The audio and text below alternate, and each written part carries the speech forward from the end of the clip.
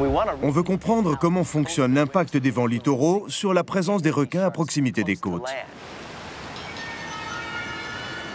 Pour moi, le requin bulldog se prête le mieux à cela. C'est une autre espèce de squale impliquée dans des attaques spontanées contre des humains. Le requin bulldog compte d'ailleurs parmi les requins les plus dangereux du monde.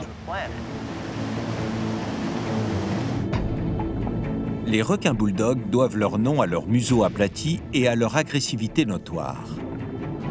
Il leur arrive souvent de cogner leur proie de la tête avant de la mordre. Les requins bulldogs ont un gabarit inférieur aux requins tigres. Mais avec leur longueur allant jusqu'à plus de 3,30 m et leur poids pouvant atteindre 225 kg, ce sont de redoutables prédateurs susceptibles de dévorer presque tous ceux qui croisent leur route, y compris des crabes, des tortues et même d'autres requins. Une diversité de proies qui a sans doute beaucoup à voir avec la formidable puissance de leurs mâchoires, qui dépasse toute proportion gardée celle de n'importe quelle autre espèce de requin. Les requins bulldogs s'aventurent souvent en eau peu profonde, où ils se retrouvent confrontés aux humains.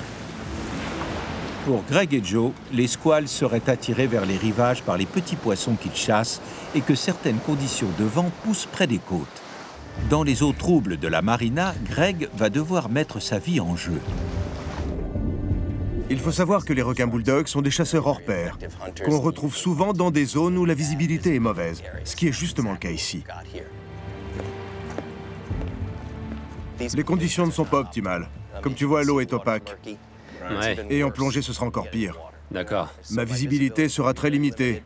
Et les requins pourront venir de n'importe où. Alors j'aurai besoin de toi pour être mes yeux. Bien sûr. J'avoue que me retrouver dans une eau où nagent des requins bulldogs est une perspective préoccupante. Ce qui est sûr, c'est que je vais ouvrir l'œil.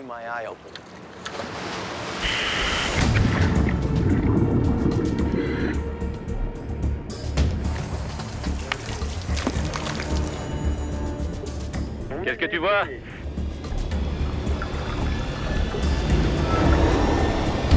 Bon sang!